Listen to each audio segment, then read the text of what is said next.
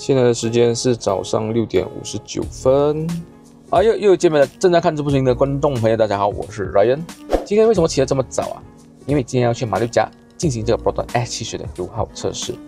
到底这个 Proton S70它的油耗表现如何？今天就让我分享让我们知道。当然啊，今天这个油耗测试之前啊，也不只是会有我罢了，会有2位小伙伴陪我一起去这个马六甲。到底这2位小伙伴是谁呢？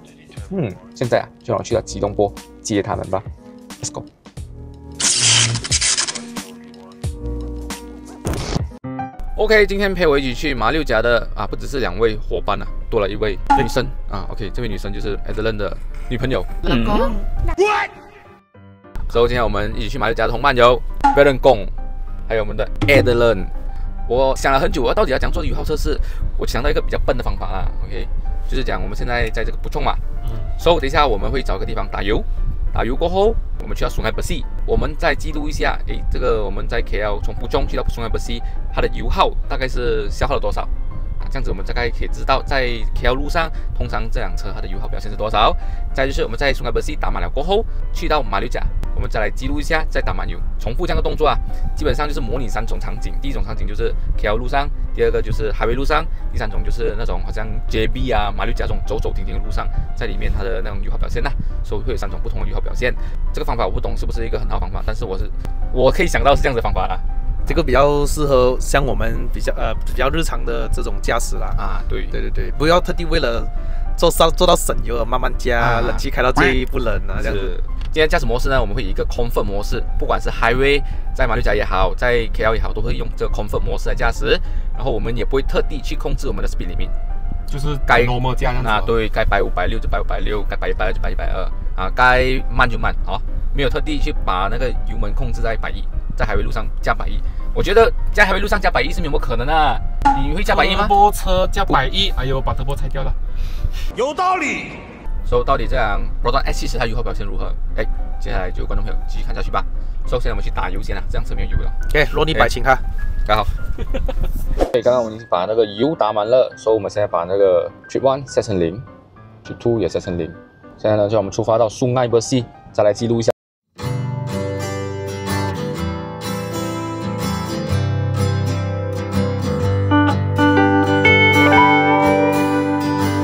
OK， 现在我们来到了Sungai Besi 多外面的油站。来，我们来看一下，现在这辆 Proton S70在 CT 路上它的油耗表现如何？不错一下哦，它的油耗表现1个liter可以走12.6公里。刚刚据 Adeline 讲，它的 km 只有9公里这样子来讲的话，这个 Proton S70它的油耗表现还算是蛮不错的啦。所以现在呢，就让我们打满油。他们刚才用一点点罢了满了。要抢啊！8块钱，7块钱。现在我把这个 Trip 1 reset 掉所以我们来拿一下这个在 Highway 路上它的油耗表现是如何。Trip B 我是没有 reset 的Trip B 保留着，到时候我们来做一个总结。OK， 在这个旅途中我们来讲一下这辆 Proton S70它有一个非常屌的功能，就是 ICC 跟车。ICC 跟车跟 ACC 跟车有些什么不同之处？不同之处在于一个很聪明，一个比较普通。哪里比较聪明，哪一个比较普通 ？OK， 现在跟大家讲一下啦。OK，ACC 跟车呢，它是会跟着路上的线来进行维持你的 steering 在制中。当你的路上的线呢，它消失的时候，这个 ACC 跟车它就会断掉，然后你就要进行操作啦，把这个车子用人工方式来制中。当这个线路恢复的时候，它才会恢复这个 Lane Keep Assist 的功能。而 ICC 跟车呢 ，ICC 跟车它虽然讲它的功能也是跟 ACC 跟车一样，它是会定速巡航，然后跟着前面的车。可是它的好处是什么？当它在遇到一些低速的时候，加上又没有线的时候，可能前面的车它有摆动，这个 ICC 跟车呢，它也会跟着摆动，这个就是 ACC 跟车做不到的。所以这个 Proton S70的 ICC 跟车呢，是我最近用到的这个 ADAS System 这个跟车系统是蛮不错用的啦。因为之前我试到一辆电车。那辆电车大概是在200多钱什么电车就不要讲了啦。可是它的 ADAS System 烂到我都不懂要怎样去吐槽它。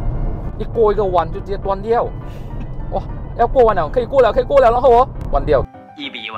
所以那个 ADAS System 那靠电车的，我觉得是不太能使用啦。而这个 Proton S70的，以一辆100千价位的车除了它的对手 Honda Sensing 之外，还有的一较高低之外啊，其实我觉得也是没有什么对手可以跟这个 Proton S70的 ADAS System 来 fight 过了。来，我们来看一下非常特别的东西啊！刚刚 Eden 跟我讲，看啊，一踩油下去，哇，有 NOS 哦！哎呦，喂！好了，废话就到这边了，我现在就继续出发到马六甲，我们来看一下这辆车的油耗到底怎样。A few moments later， 又要打油了。来，你猜多少钱15块？15、20啊？OK， 现在13了，没机会了。25。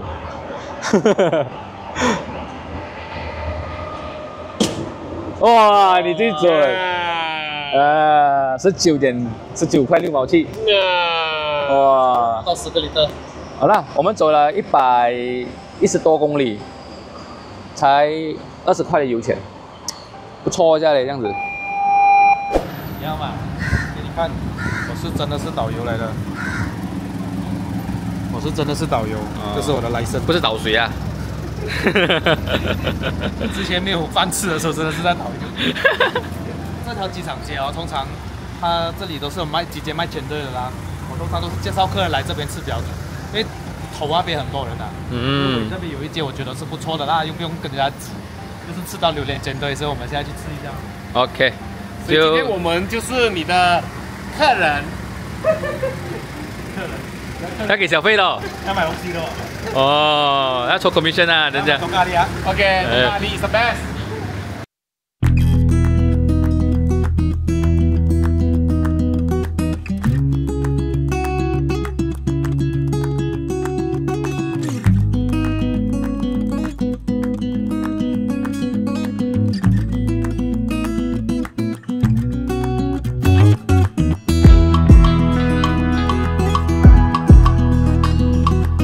了这个榴莲煎肉之后呢，接下来下一摊就是鸡粒饭。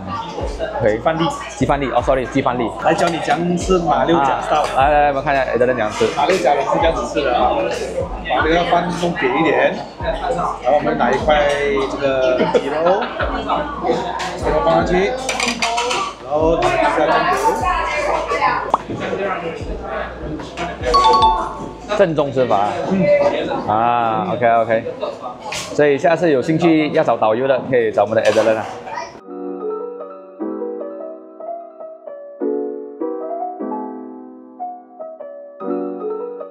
OK， 吃完了这个鸡饭粒还是鸡粒饭啊？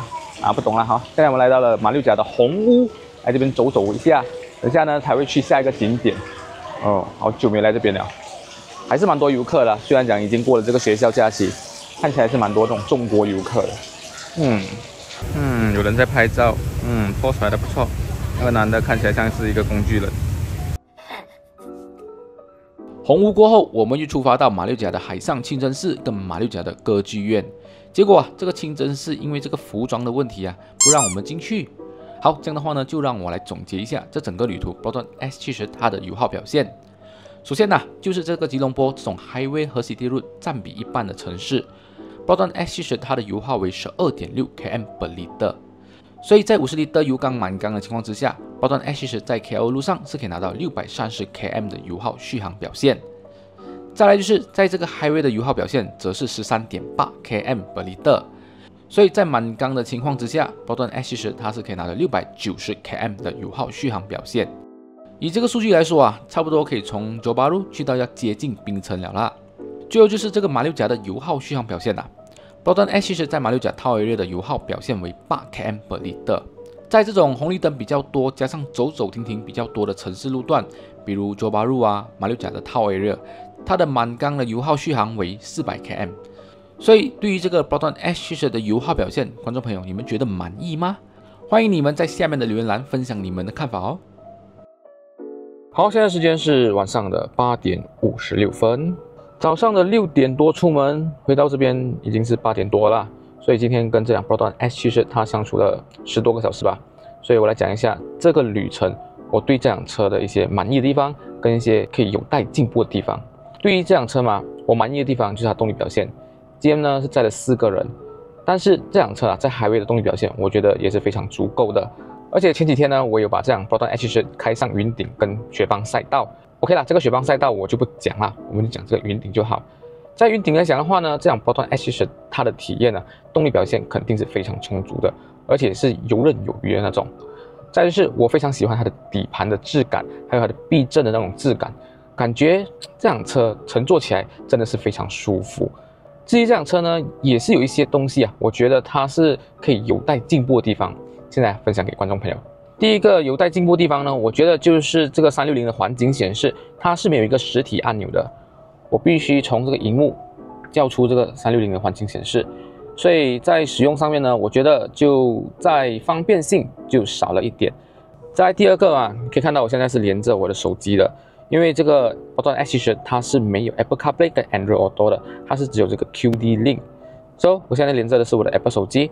对于这辆车嘛，如果是说你用这个 QD Link， 我觉得还是 OK 啦。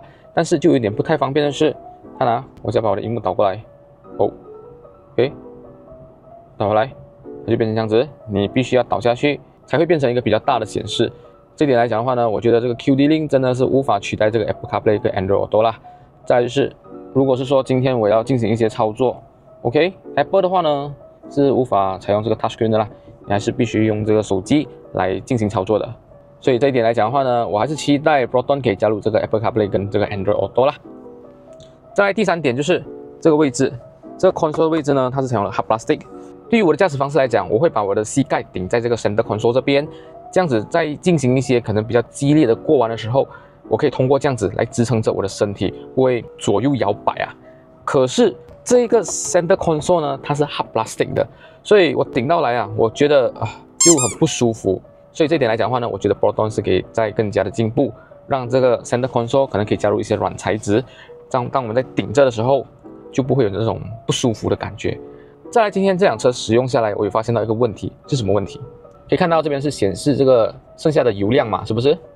我今天打了3次的油，而且我有确保每一次打满是跳枪的状态，但是拿到的数据都完全不同，就不懂是这个表有问题，还是那个 fuel pump 那边有问题。这一点来讲的话呢，可能入手这个 Proton X10的观众朋友 ，maybe 可能你遇到这样的问题的话，可以跟这个 Proton 的 Service Center 来反映一下，来检查一下到底这个是不是油表有问题，还是怎样。又或者是呢 ，maybe 可能是这辆车的个案呐，我是有发现到这样的问题啦。所以整体来讲的话呢，这辆车以这样的价位，我是觉得啦，真的是比起它的同价位对手来得好很多很多。不管是它的动力表现，又或者是呢它的底盘的质量，还有它的驾驶体验，我真的觉得这辆车真的是非常有性价比的一辆 sedan 车。OK， 观众朋友，今天这个 Proton X10的油耗测试，以及这10多个小时以来我使用下来的心得体验分享视频内容就到这里啦。如果你觉得这视频有帮助到你，又或者是呢可以帮助到你周围的朋友的话，不妨把它 share 出去。当然也别忘了订阅我频道，还有开启小铃铛。在这边呢，也非常谢谢你们支持。OK 了，这样的话呢，我们下个星期。